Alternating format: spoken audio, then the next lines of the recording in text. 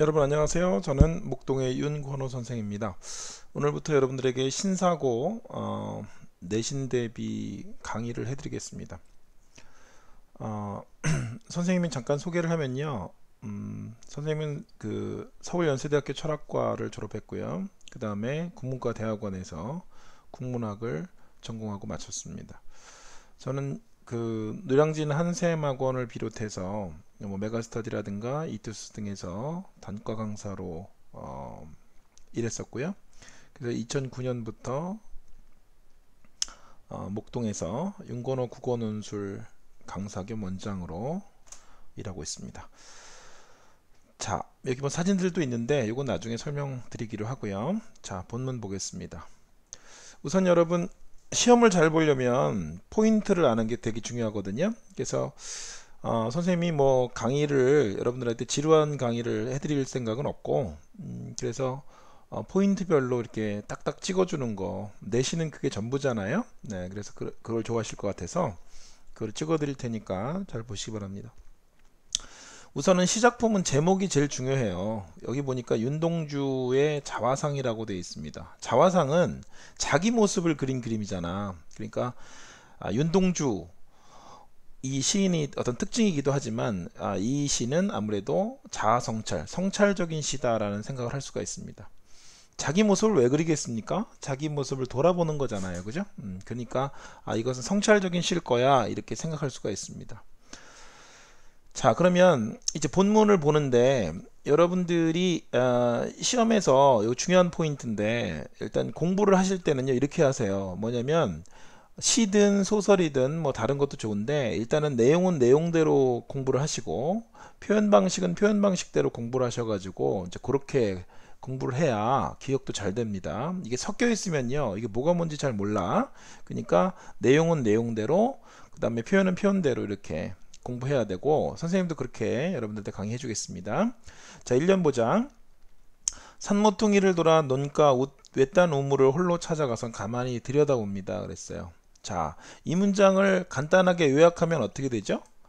산모퉁이를 돌아서 논가 외딴 우물을 찾아갔습니다. 여기서 중요한 게 뭔가 우물인데 뭔가 좀 중요한 느낌이 들지, 그죠? 네, 그래서 우물을 찾아갔다. 그래서 우물을 찾아갔는데 거기서 홀로 찾아가서 가만히 들여다본다 그랬습니다. 우물은 여기서 굉장히 중요하겠죠? 왜냐하면 이게 지금 성찰적 시라면 뭔가 성찰을 할 수 있도록 만들어주는 게 있어야 되는데 그게 바로 여기 우물입니다. 자기 모습을 비춰보는 게 성찰이라고 할 때 그렇다면 뭐 우리가 자기 모습을 비춰볼 수 있는 사물들이 있죠. 뭐 예를 들어 거울이라든가 아니면은 뭐 물 이런 건데 여기 이제 우물 같은 경우에도 자기 모습을 비춰볼 수가 있단 말이지. 그래서 이런 것들을 뭐라 그러냐면 바로 자아성찰을 할 수 있도록 해주는 자아성찰의 매개체라고 하는 겁니다. 이게 포인트겠죠. 그래서 가장 중요한 포인트 중에 하나입니다. 자, 그리고 이거를 찾아가는 과정을 보니까 산모퉁이를 돌아서 논가의 외딴 우물을 홀로 찾아가는 겁니다. 동네 한가운데 있는 게 아니지 지금? 그래서 외딴 우물을 홀로 찾아가는 거니까 이거는 뭔가 좀 고독하고 그리고 다분히 의도적인 어떤 이런 느낌일 것 같아요. 그리고 거기서도 또 가서 가만히 들여다봅니다. 자, 이런 시어들을 보니까 굉장히 이 화자의 행동이 조심스럽다 이렇게 할 수가 있는 거죠. 그래서 이제 1년은 아무래도 시작년이니까 어떤 상황인지를 말해주고 있는 거예요. 시에서 가장 중요한 건 바로 상황입니다. 어떤 상황에 처해 있고 화자가 그것에 대해서 어떤 정서와 태도, 즉 반응을 보이냐가 바로 시의 가장 중요한 해석의 틀이거든요. 그래서 여러분들도 그렇게 공부해 보시면 되겠습니다. 자, 이연으로 가겠습니다. 자, 우물이 있는데 그 우물 속에는 뭐가 있어? 네, 달이 밝고 그 다음에 구름이 흐르고 그 다음에 하늘이 펼치고 그 다음에 파란 바람이 불고 자, 여기까지가 자연물이야. 그리고 가을이 있습니다. 이렇게 되죠. 가을은 시간적 개념이지. 오케이? 자, 그럼 여기서 달, 구름, 하늘, 바람 같은 경우에는 긍정적 시어야, 부정적 시어야? 대답해 보세요. 당연히 긍정적 시어지. 다 이미지들이 다 보면 좋잖아. 그렇죠? 그래서 여기 있는 달, 구름, 하늘, 바람은 그러면 서로 싸우나? 그것도 아니지, 그지? 그럼 서로 잘 이렇게 조화롭게 있는 거지. 그래서 한마디로 이어는 조화로운 자연을 말하고 있고 이게 바로 우물 속의 어떤 풍경인데 이 풍경은 바로 긍정적 풍경. 아름다운 풍경, 조화로운 풍경 이렇게 되겠죠. 자, 이제 3년으로 가볼게. 사실은 여러분들이 이제 좀 국어를 잘하려면 센스도 있어야 되거든.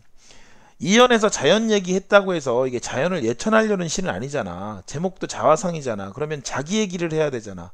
그래서 시에서 흔히 쓰는 방식이 자연에 대해서 나왔는데 자연이 너무 아름답다. 그러면 반드시 뭐 어떻게 되는 거야? 자기 자신과 대조하는 겁니다, 여러분. 알겠습니까? 그래서 여기 지금 3년을 보니까 역시 그지? 그리고 한 사나이가 있습니다. 그래서 사나이가 출연을 했네. 이 사나이 누구야? 당연히 화자겠지. 그리고 한 사나이가 있습니다. 어쩐지 그 사나이가 미워져 돌아갑니다. 그랬어. 윤동주의 시의 특징은 두 가지입니다. 하나는 뭐냐면 자아성찰이고, 그 자아성찰을 하다 보면 그 자아가 분열이 돼. 현실적 자아와 이상적 자아가 분열이 되거든. 그리고 그 현실적 자아, 부정적 자아에 대해서 윤동주는 부끄러움을 느껴요. 그래서 두 가지라고. 윤동주 시의 특징이 뭐라고? 여기 한번 해볼게. 아이고, 선생님이 여기다가 한번 해보자. 윤동주 시의 특징. 선생님이 좀 조작이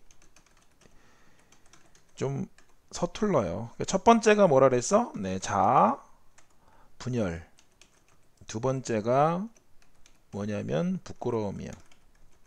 이렇게 되는 거거든. 이게 윤동주 시의 특징이야. 자아분열은 물론 자아성찰을 하려다 보니까 생기는 거지. 그지? 자, 그래서 이제 3년을 보게 되면 3년에서 글자가 너무 빨갛다. 이거 다른 색깔로 바꿔볼까? 아이고, 여리여리한 거 못하겠네. 자, 여기 보겠습니다. 자, 그래서 한 사나이가 있는데 어쩐지 그 사나이가 미워져 돌아간대. 그래서 이제 뭐냐면은 여기 정서가 되게 중요하잖아. 밉대요. 네. 그래서 여기는 지금 대조가 되고 있는 건데 뭐하고 대조가 돼? 2년에서는 아름다운 자연이 나왔고 그 다음에 3년에서는 사나이가 나왔잖아. 그지? 사나이가 나와가지고 이 사나이는 초라한 자신의 모습, 초라한 화자의 모습이야. 그래서 자연과 대조가 된다고. 그래서 그 부정적 자아인 사나이에 대해서 나는 뭘 느껴? 화자는 미움을 느낀다. 이런 거야. 자, 이제 사연으로 가볼게. 자, 돌아가다 생각하니 그 사나이가 가엾어집니다. 자, 미움에서 끝나는 게 아니라 뭐야? 가엾어진대. 자, 가여운 거는 이제 다른 말로 뭐라 그래? 한자어로 뭐를 느꼈다? 연민을 느꼈다. 그렇지? 그럼 정서가 지금 이 시에서 화자의 정서 변화는 굉장히 중요한 건데 첫 번째는 미움을 느꼈고 두 번째는 가여움을 느낀 거야. 연민을 느낀 거라고. 누구한테? 부정적 자기 자신한테. 그래서 어떻게 했어? 불쌍하니까 어떻게 해? 도로가 들여다봤어. 그랬더니 사나이가 그대로 있네. 그죠? 네, 사나이는 그대로 있어. 당연하지, 뭐 우물이니까 가서 자기 들여다보면 거기 있겠지. 그치? 그래서 사연은 자아에 대한 뭘 느껴? 연민을 느꼈네. 자, 그 다음에 이제 오연으로 가볼게. 다시 그 사나이가 미워집니다. 이게 뭐야? 이제 내적 갈등이겠지. 그치? 내적 갈등이어서 여기 또 미워진대요. 미워져서 그래서 돌아간대. 근데 돌아가다 생각하니까 또 그 사나이가 어떻게 돼? 이제 그리워진대. 아이고, 이걸 어떡하면 좋냐? 그리워진대. 그래서 정서의 변화가 어떻게 되니? 밉고 미웠다가 연민을 느꼈다가 미웠다가 그리워졌다. 이렇게 된다고. 그치? 그래서 이게 이제 정서 변화가 굉장히 중요한 거야. 자, 왜 근데 밉다가 가엾다가 밉다가 그리웠다가 이렇게 될까? 학습 활동에도 있는 거지만 여러분들 한번 생각해 보세요. 여러분들한테도 긍정적인 모습이 있고 부정적인 모습이 있어. 그렇지? 근데 여러분들이 자기의 부정적인 모습이 밉잖아. 그러다가 한편으로는 그럴 수밖에 없는 자신이 불쌍해 보이기도 하고 연민을 느끼지. 그래도 또 미워 그게. 그치? 그러다가 이제 어떻게 되는 거야? 그 자기 자신에 대한 어떤 그리움이 또 있어. 그 그리움은 자기 자신의 긍정적인 면에 대한 그리움일 수도 있는 거야. 자, 그러면서 자기의 그 부정적인 모습까지도 포용할 수 있는 그런 자아로 성장을 하는 거지. 그게 바로 내적 성숙이야. 알겠어? 그래서 지금 6년에서 이제 성숙을 하게 되는 거야. 자, 6년은 보니까 우물 속에는 달이 밝고 구름이 흐르고 하늘이 펼치고 파란 바람이 불고 가을이 있고. 어디서 많이 본 거네. 어디서 봤어? 이연에서 봤지. 그지? 그래서 이연에서 본 거를 다시 한번 반복했고, 그런데 다른 점도 있네. 뭐라 그래 이거를? 추억처럼 사나이가 있습니다. 그랬어. 이 추억처럼은 되게 중요한 거야. 뭐냐면 그 사나이의 부정적인 측면을 자기 자신이 포용했다 이렇게 볼 수 있는 거죠. 그러니까 그만큼 내적으로 성숙했다 볼 수도 있고, 또는 이렇게 해석할 수도 있겠지. 물론 과거의 자기의 이상적인 모습, 그것을 그리워한다 이렇게 볼 수도 있어요. 그런데 보통 우리가 이제 이렇게 내적 성숙한 걸로 해석을 하면 무리는 없을 거야. 자, 그러면 한번 여기까지 이제 내용인데 그렇게 어렵진 않잖아. 그래서 여기서 한번 포인트를 한번 찍어 보자고. 첫 번째 시험에 나올 거는 바로 이거 우물이겠지. 그지? 이 우물이 바로 뭐라 그랬어? 자아성찰의 매개체라고 그랬습니다. 그래서 자아성찰의 매개체니까 우물 꼭 기억해야 되고, 가만히 같은 경우에는 이제 조심스러운 모습이니까 그것도 좀 체크, 이것도 가능할 것 같고, 그 다음에 2연에 나와 있는 건 뭐라 그랬어? 조화로운 자연의 모습이다 이렇게 돼 있습니다. 요거 3번. 그 다음에 3년에 나와 있는 게 바로 사나이인데, 이게 사나이는 뭐라 그랬어? 초라한 화자의 모습이라 그랬어. 요거 체크해야지. 그리고 둘은 뭐가 된다? 바로 대조가 된다. 요거 체크. 오케이. 그 다음에 이제 여기서 3년부터 4연, 5연에 걸쳐서 정서 변화가 있다는 거. 그치? 굉장히 중요합니다. 첫 번째가 사나이를 봤을 때 뭘 느꼈어? 미움을 느꼈어. 그러다가 연민을 느낍니다. 그러다가 다시 가서 봤어. 그런 다음에 다시 미움을 느끼고, 그 다음에 다시 그 자아에 대해서 그리움을 느끼는 이런 그죠? 이 6번부터 시작해서 7, 8, 9번까지가 시험에 꼭 나와. 이게 정서 변화가 학습 포인트거든. 그러니까 여러분들이 꼭 알고 있어야 됩니다. 그리고 이 과정에서 윤동주는 뭘 느꼈다고 봐야 돼? 바로 내적 갈등을 느꼈다고 봐야 되는 거지. 오케이? 자, 그리고 이제 6년으로 갔을 때 여기 이렇게 돼서 2년이 6년에서 다시 반복이 됐어. 그런데 바로 추억처럼이 있다. 그럼 이 추억처럼은 바로 뭐 해야 된다? 과거의 이상적인 자신의 모습을 생각하는 것이고, 또 어떻게 보면 지금 그 초라한 자신의 부정적 자아를 포용할 정도로 내적 성숙이 이루어졌다 이렇게 볼 수가 있는 거죠. 이게 바로 여러분 내용에 대한 포인트예요. 한 10개 정도가 되네. 그렇죠? 네. 그래서 여러분들이 잘 이렇게 공부를 하시고, 이제 표현으로 가겠습니다. 지금 선생님 스피드를 못 따라오는 학생들이 혹시나 있다면 반복하는 게 좋겠죠. 강의를 반복 무엇이든지 여러분 반복하는 게 공부에서는 가장 중요하고 성적을 올리는데 아주 밑거름이 됩니다. 꼭 복습해 보세요. 자, 이제 표현으로 가볼게. 이제 네. 자, 그러면 이제 표현에서는 뭐가 중요한가를 봐야 되는데, 여기 보니까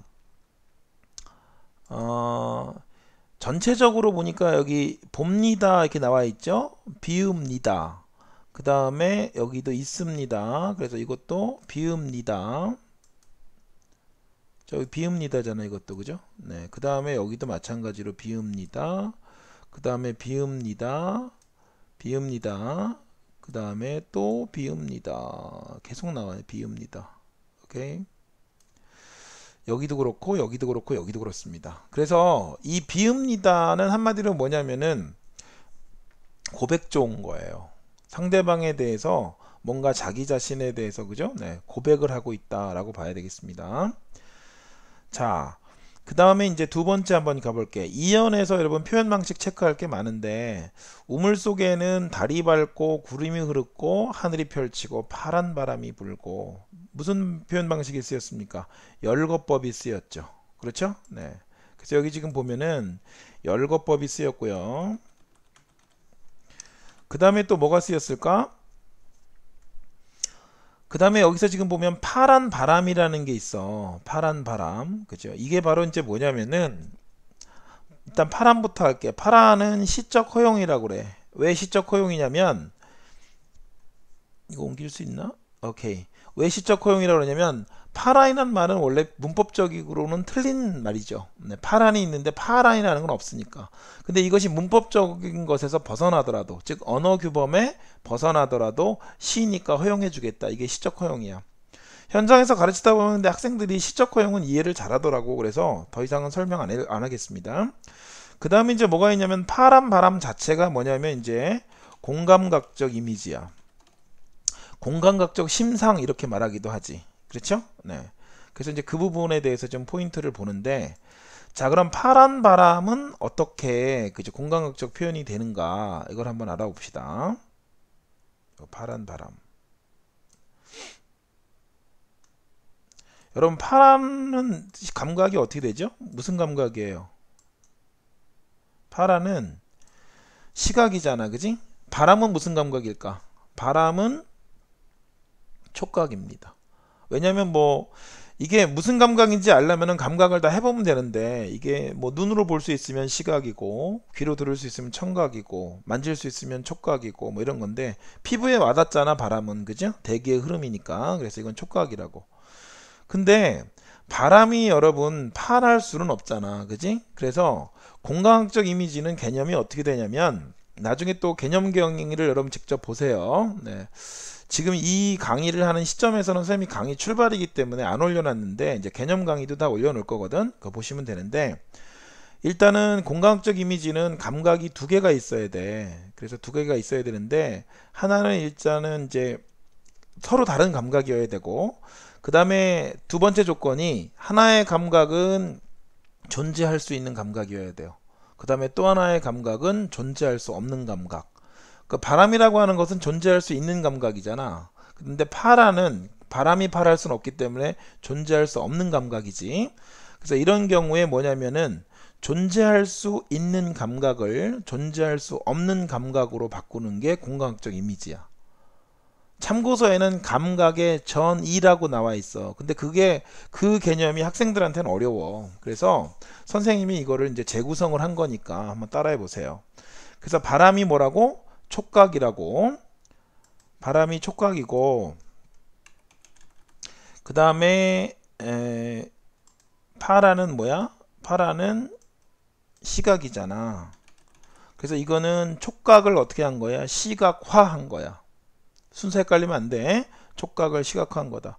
근데 이제 시험에는 뭐가 나오냐면, 위 표현과 뭐 파란 바람 여기에다가 밑줄 친 다음에 이거와 표현 방식이 같은 것은 이렇게 나올 수가 있는데, 그런 경우에 촉각을 시각화한 거, 그것이 꼭 정답이 아닐 수도 있어. 그냥 공감각이면 답일 수도 있고, 공감각이 만약에 여러 개 있다면 그 중에서도 촉각의 시각화까지 맞아야지만 답으로 하는 그런 문제가 있을 수 있는데, 그거는 뭐 시험 문제 내기 나름이니까 그건 여러분들이 참고하기 바랍니다. 자, 그 다음에 또 그럼 표현 방식 됐나 이제? 그리고 나서 여기 보니까 뭐 특별한 건 없어, 표현 방식이. 그 다음에 6년을 봐야 되는데, 6년에는 뭐가 뭐냐면, 여기 우물 속에는 달이 밝고 구름이 흐르고 하늘이 펼치고 파란 바람이 불고 가을이 있고까지가 이연하고 겹친단 말이야. 그래서 이거를 뭐라고 그래? 이거는 당연히 반복법이라고 하지. 오케이? 그리고 가끔 선택지 이렇게 나올 수도 있어. 반복과 변주라는 말을 쓸 수도 있어. 이 변주라는 말은 뭐냐면 반복하긴 했는데 똑같이 하진 않았다, 뭔가 바꿨다, 이런 의미야. 변주는 원래 음악 용어야, 그지? 그래서 어떤 거하고 비슷한데 조금 다르게 하는 걸 변주라고 하니까, 그래서 이게 선택지의 변주라고 나올 수도 있다고. 오케이?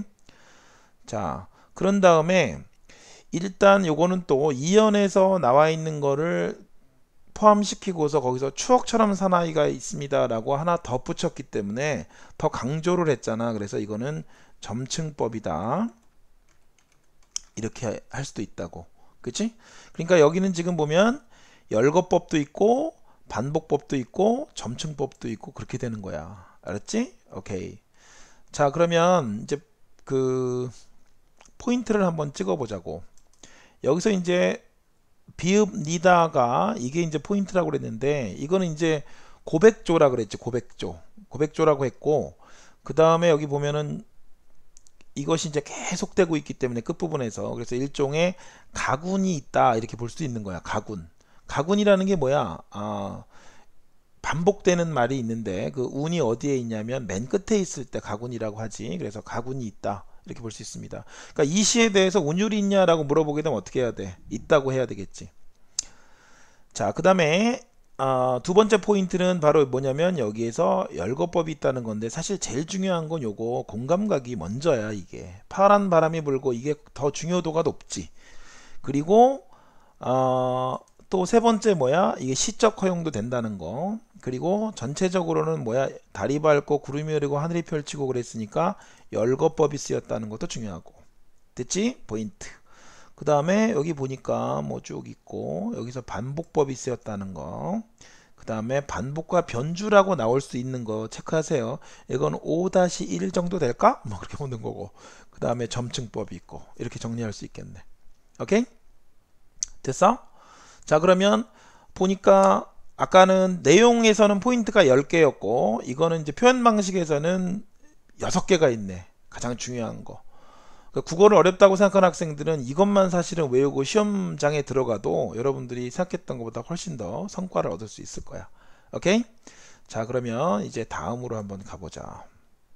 자, 이제 정리 한번 해보자고요. 자, 핵심 정리를 보게 되면은 화자 그랬어. 그래서 여기는 여러분들 한번 채워보면은 여기 뭐라고 하면 되겠어. 외딴 우물에 비친, 그죠? 네, 자기의 모습을 들여다보면서 스스로에게 미움, 가엾음, 그 다음에 그리움을 느끼다가 분열된 자아와 화해한다. 그래서 이 작품은 결국은 자아의 갈등을 어떻게 했다고 봐야 돼요?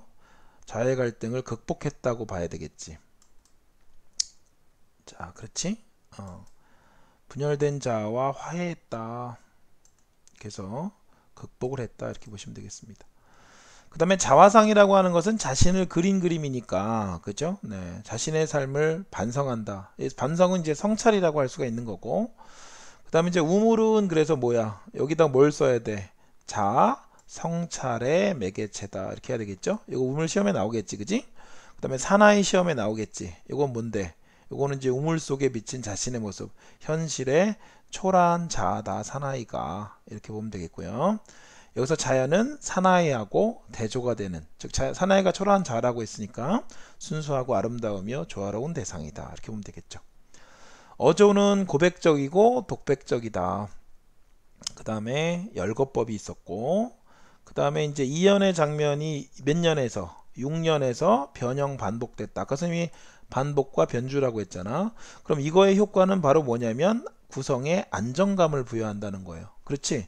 나왔던 게 또 나오면 좀 안정되잖아. 그래서 여러분들도 보면 대중가요나 이런 거 보면 항상 후렴구가 반복되는데, 반복되면 좀 안정감이 있고, 여러분들도 뭐 친구들이랑 같이 노래 부르고 이럴 때 보면 그 부분이 제일 신나잖아. 그죠? 그게 이제 뭐냐면 반복되기 때문에 뭔가 안정감을 주는 거지. 한마디로 운율이라고 하는 거는 규칙을 의미하는 거거든. 그리고 뭔가 예측했을 때 딱 들어맞으면 참 뭔가 기분이 좋잖아. 그지? 그게 바로 안정감이다. 이렇게 보면 되겠습니다. 자, 시대적 배경은 당연히 일제강점기다. 자, 모든 어떤 이 자아의 갈등이라든가 이런 것들이 바로 시대적 배경, 바로 시대적 상황과 관계가 있는 거다. 그렇게 보면 되겠지. 그리고 여기서 이제 애증이라는 걸 혹시 모르는 학생도 있을 수 있어. 애증이 바로 뭐야? 애는 사랑하는 거고 증은 미워하는 건데, 여기서 아까 윤동주가 미웠다, 좋아했다, 미웠다가 연민을 느꼈다, 미웠다가 그리워했다 이렇게 바뀌었잖아. 그런 것들이 이제 애증이다. 이렇게 볼 수가 있는 거죠. 그렇죠?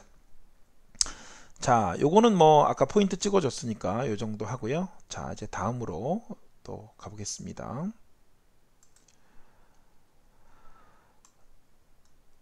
자, 이제 학습활동에 뭐가 있냐면은, 학습활동에서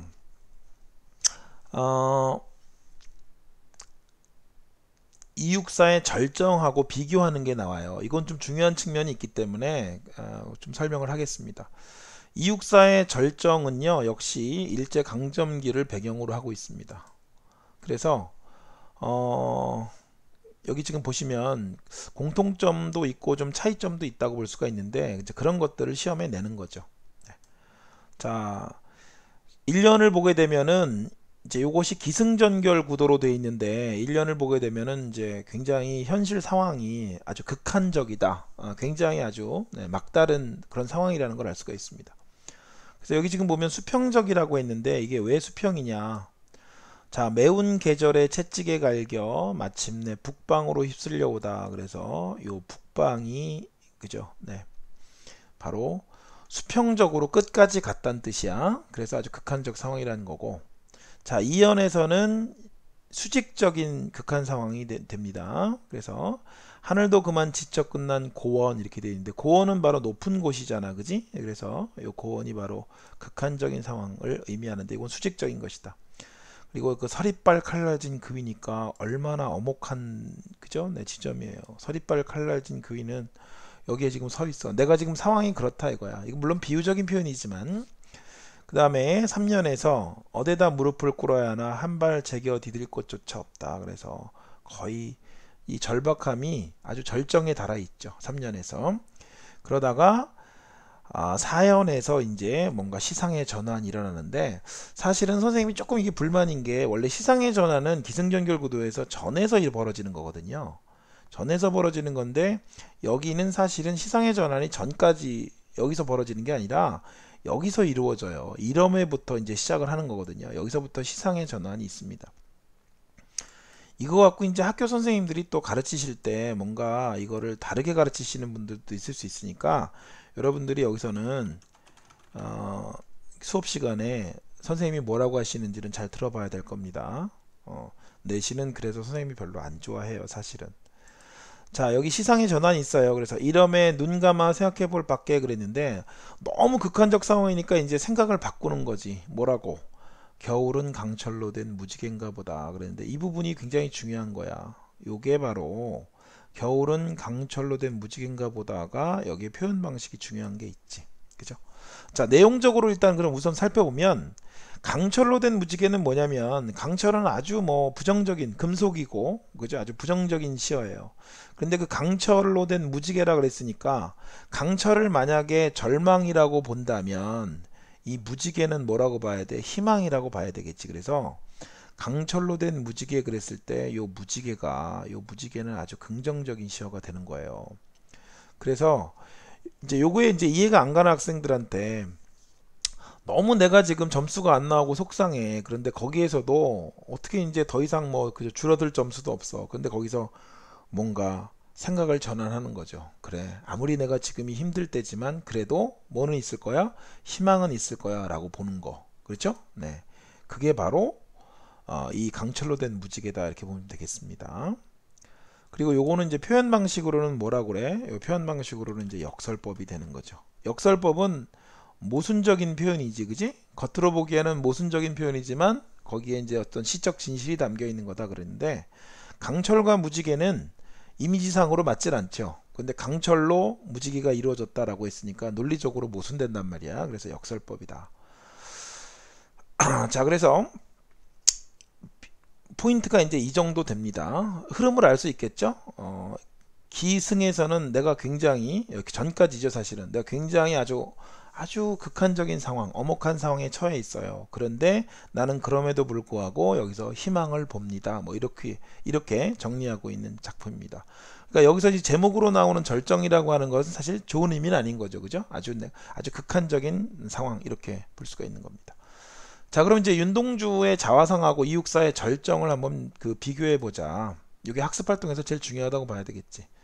그래서 아까 선생님이 요거 씁니다, 요거 비읍니다 등을 사용했다고 했는데 요거는 무슨적 어조다? 요거는 고백적 어조라고 했죠. 네, 고백적 어조라고 보면 되고 이육사의 절정은 어조를 비교했을 때 현재형 시제 및 강력하고 단호한 표현을 사용해서 무슨 아주 의지적 어조를 형성하고 있다 이렇게 봐야 되겠죠. 의지적 어조. 오케이. 자, 그래서 여기 현재형 시제가 이제 뭐냐면은 좀 설명할까? 그럼 어디입니까? 요거 오다라든가 서다라든가 없다라든가 보다라든가 이런 것들이 이제 아주 강력한 느낌이 들죠. 자, 그 다음에 이제 태도를 비교해 보게 되면 윤동주의 자화상은 부정적 현실에서 초라하게 살고 있는 스스로에 대해서 무슨 태도를 보이고 있어? 성찰적 태도를 보이고 있다. 에고 여기 오타 났네, 그죠? 네, 이거 있는은 쌍시옷입니다. 네. 자, 그 다음에 이제 이육사의 절정에서는요, 극한적 상황에 몰린 상태에서 뭐를 추구합니까? 그래도 희망을 추구합니다. 그죠? 네, 추구해서 현재 어려움을 극복하고자 하는 의지적 태도를 보인다. 이렇게 정리할 수 있습니다. 그래서 이게 이제 학습 활동에서 중요한 포인트니까 여러분들 이렇게 공부하시면 되겠고요. 자, 여러분 복습 꼭 필요하고요. 이런 식으로 앞으로 선생님이 강의를 해주겠습니다. 여러분 공부 열심히 하시는 것도 좋은데 꼭 부모님한테는 효도할 수 있도록 하겠습니다. 그게 선생님의 바람입니다. 자, 여러분 오늘 수고하셨습니다. 이제 강의 마치겠습니다.